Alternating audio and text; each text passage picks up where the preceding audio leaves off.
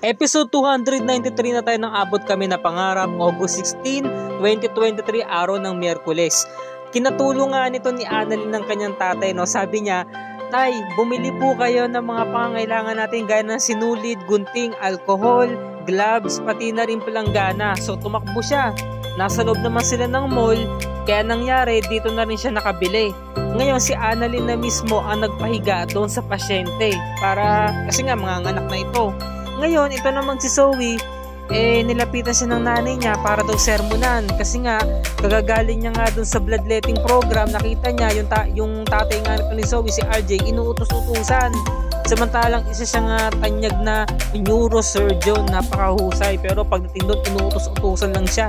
Naawa daw siya sa lagay nito ni RJ. Sabi naman ni Zoe, Ma'am, kung ito naman yung ikaliligayan ni Dad, bakit ko siya pipigilan? Mabuti pa tulungan mo na lang kami, hayaan mo na lang kami na gawin niya to. Ginagawa ko to dahil I care for him, I love him, mahal na mahal ko siya at iniintindi ko siya. Kaya kailangan intindihin mo siya, Ma, para mabigyan ka naman ng bulaklak, no? Tapos noon, heto na nga, tinatanong ni Annalyn lahat ng mga impormasyon tungkol dun sa pasyente niya, no? Ayan, sumasagot naman, nakakapagsalita at hinihintay na nga nila itong si Doc RJ na dumating. Ayan, kasi nga talagang pinaiiri niya na, no? Nung dumating nga itong si Doc RJ kasi nga kompleto nga sa gamit, dinamihan na raw niya. Kasi hindi naman niya kasi alam kung ilo yung kakailanganin ni Annalyn, mas maigi na nga naman yung sobra.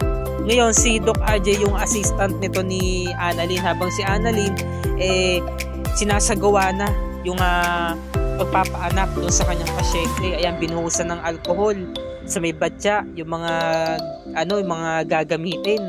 At meron din ito nga kasamang gwardiya kasi nga hinihintay nga yung pagdating ng ambulansya. Ayan, pinapaire, nakatatlong iri lang yung ali. Nakalabas na agad yung bata. At ang anak ng ali, batang babae, di ba? Sanggol na batang babae.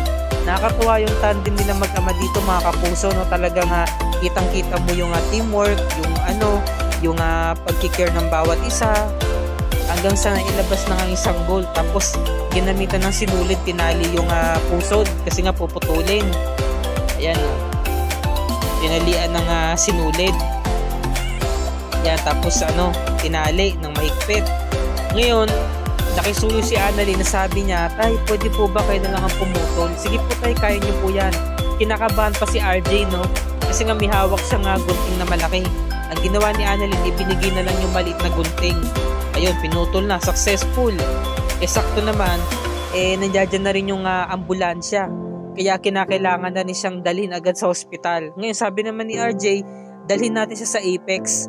Nagulat si Annalyn, po. Sabi naman ni RJ, ako bahala sa'yo, Annalyn. No? Kasi nga, ban nga si Annalyn sa Apex, diba? Tapos doon pa dadalhin. Nagulat siya. Hindi niya na-expect na doon dadalhin. Tapos to na nga, nasa Apex na. Binibigyan niya lahat ng mga impormasyon kung anong time ng anak, diba? Sa mga nurse at na-take note naman lahat. Ngayon, nagpapasalamat si Annalyn sa tatay niya at kinongratulate niya to. No? Kinongratulate siya kasi ng ama niya. Sabi naman ni Annalyn, hindi po, Tay. Tayo pong dalawa, no? Kasi po hanga-hanga po ako sa inyo. Kundi po dahil sa inyo, hindi ko po ito magagawa. Sabi naman ni RJ, bakit naman ako? Samantalang tumulong lang naman ako sa'yo, ikaw po nagkaanak. Hindi po, Tay. Para lang po sa operating room yan eh. Hindi po may sasagawa sa operasyon kung wala po mga assistant. Kaya po, ang laki po ng parte na nagawa nyo. Marami pong salamat, Tatay. Wala yun. Sus, binobola mo pa ako. Hindi po, Tay. Seryoso po. Totoo po talaga. Ang laki po talaga ng naitulong nyo. So, umalis muna itong si RJ, no? Pero muna siyang pinuntahan saglit. Ngayon, nilapitan si Annalyn ng mga kaibigan niya na talagang napakabuti at napaka-supportive. Very concerned sa kanya. Sabi niya, Annalyn, alam mo ba kung nasa saan ka ngayon? Oo, nandito ako sa Apex. Naku, siyempre pag nakita ka rito ni Zoe sa kanya Moira, gulo to. Tapos sabi naman ni Nurse Evan, at magkasama pa talaga kayo ni Doc RJ. Ano ba nangyari? Magkasundo na ba kayo? Sabi naman ni Anne, okay lang ako, huwag niyo akong alalahanin. Tapos kampante pa si Annalyn, no? Sabi niya, pwede ba makicharge muna? Naku po, nakicharge pa siya ng cellphone. Ayan na. Tapos noon, maya-maya mo, sabi ni Annalyn, mag-CR muna ako, sinamahan ni Nurse Evan. Biglang dumating itong si RJ. Samantalang itong si Lynette, sobrang overacting yung ano niya dito, acting niya dito kanina, OA talaga. No, yan ako mga kapuso kasi nag-aalala siya kay Annalyn. Kasi nga, tinatawagan niya, hindi pa ito sumasagot. Ngayon, nakita naman ni RJ na naka-charge yung cellphone ni Annalyn. So, expected niya na nandito pa si Annalyn sa Apex at hindi pa nakakalis. No choice siya kundi sinagot niya na yung cellphone ni Annalyn na naka-charge. Siya ang sumagot. Nagulat si Lynette, sabi niya, RJ, ikaw ba yan? Ba't mo kasama ang anak ko? Ilabas mo siya, saan ba siya? Sabi naman ni RJ, nandito siya kasama ko, huwag kang mag-alala. Hindi ko siya inaway, hindi ko siya sinaktan, wala akong ginagawa sa kanya. Hindi ako naniniwala sa iyo, RJ. Inaway mo ba ang anak ko? Ba't kayo magkasama at nasa Apex pa siya? Paano kung makita siya ni Moira ha? Huwag kang mag-alala, I protect her. Hindi ako naniniwala, sinasabi mo lang yan pero hindi ako nakakasiguro na baka kasi mahuli siya ni Zoe sa kanila Moira pagtulungan ng anak ko. Sakto naman, biglang dumating tong si Zoe. Kaya no choice na rin tong si RJ na itago ang cellphone ni Annalyn mo sa may cubicle. No? Naputol yung linya ng tawag. Kinakamusta ni Zoe na si RJ kung ano ba yung resulta ng kanyang bloodletting, no? Ito namang si Chang Susan, pinapakalma si Lynette. Sabi niya, wag ka muna mag-alala. Diba? Sabi niya, the design is very, yung talaga nag-iisip, overthinking. Hindi mo naman talaga maaalis sa isipan ni Lynette na mag-alala. Kaya umalis na to, pinuntahan na nga si RJ sa Apex. Sumunod na ni si Chang Susan, saglit, samahan kita, hintayin mo ko. Ngayon, sabi naman ni Zoe, Dad, kinakausap ko po kayo. Sabi naman ni RJ, pasensya na, napagod lang ako sa bloodletting. Sabi naman ni Zoe, sana po hindi na kayo tumuloy dito sa ospital. Nagpahinga na lamang kayo sa bahay. Sabi naman ni RJ, sige na, pumunta tayo doon. Meron pa akong ikukwento sa'yo. Sakto naman si Annalyn, palabas na ng CR. Pinipigilan siya agad ni na Doc John sa ni Doc Yula. Bumubulong sila, Annalyn, huwag ka munang lalabas. Nandiyan si Zoe, nakangiti sila. Kung nga nagmamaritesan mood sila dun sa may dulo. Papalabas na nga si Annalyn, buti nakarangan nila agad. Nagkukumpulan sila dyan. No? So sabi naman ni Zoe, meron bang problema? Dad? Sabi niya, wala naman. Yan, di ba? Sino ba yung kasama mo? Sabi naman ni RJ, kasi may nagdala kasing kami pasyente dito. Nanganak siya. Sinabi ni RJ yung pangalan ng doktor lalaki, galing East Ridge. Sabi naman ni Zoe, buti naman hindi si Annalyn. Kung hindi si Annalyn, makakapunta rito sa Apex. No? At talagang sa East Ridge pa talaga. No?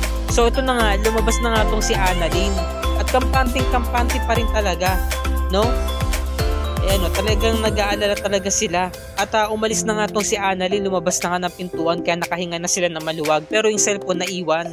Ngayon ito namang si Zoe, gusto niyang tawagin yung doktor ng East Ridge para pasalamatan o kaya isama sa dinner. Sabi naman ni RJ, wala naman kasi akong contact number niya. Saka nakapagpa-thank you na rin naman ako sa kanya. Ngayon itong si Lynette, wrong timing, biglang nagpakita. Hinahanap si Annalyn. At nang sumasagot si Zoe, sabi niya, alam niyo dapat yung hanapin si Annalyn baggage area kasi baggage siya doon. Para siyang bag na tinatago para hindi siya makita.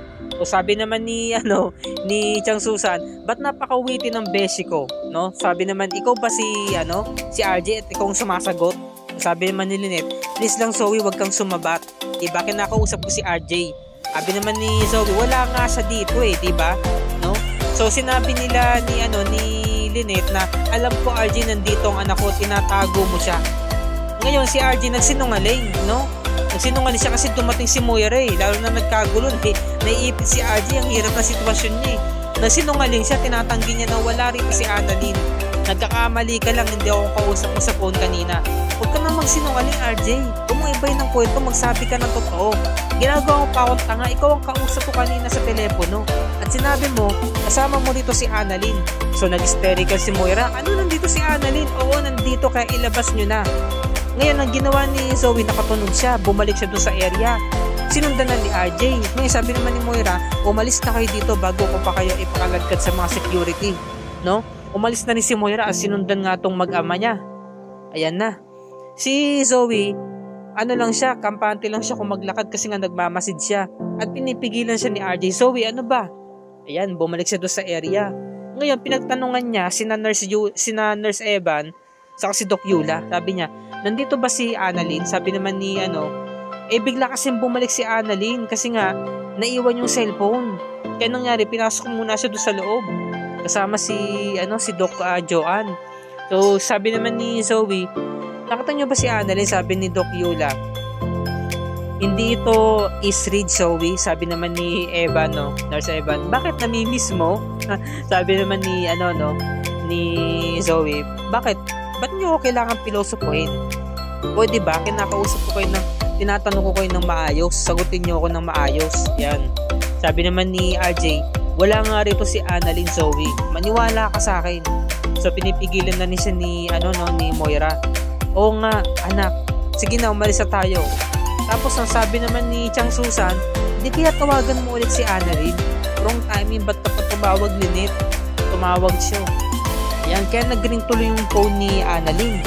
Ako talagang nakakaba, mga kapuso. Ayan, So nakahinga na ng maluwag tong sina Doc Joanne. Eh yung bag ni Annalyn nakabukas, kaya lalong dinig na dinig yung ring. Natakot na sina Doc Eula sa si Nurse Eva. Gusto, napakatahimik lang ng loob, kaya dinig na dinig talaga. Kaya sa parteng to, parang alam ko na natutulungan siya ni Doc Joanne, diba? Si Doc Joanne yung haharap. So tong si Zoe nakakarinig, ayan lalapit na siya. Alam niya doon nanggagalan yung tunog eh. Ngayon, sabi naman ni Lynette, pinagpatayan daw siya ng phone ni Annalyn. Bigla na namatay yung phone, galit na si Lynette, saka todo na yung pag-aalala niya.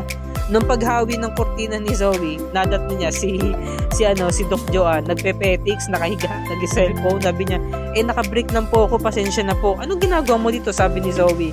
Sabi naman ni Moira, gustong matanggalan ng trabaho, pasensya na po. Ngayon si Annalyn, dumaan doon sa pinakadulo. Gumapang siya. Hanggang sa tumakbo siya, papalabas ng pintuan. Ngayon, nakita ni Zoe na sumisenyas yung dalawa. Lumayo ka na. Gumaganon sila. Sina Eula saka si Nurse Eva, nakakahalata siya. Kaya nalaman ni Zoe na nandito si Annalyn. Nagkita sila ni Doc RJ. Diba? Ngayon, sabi naman ni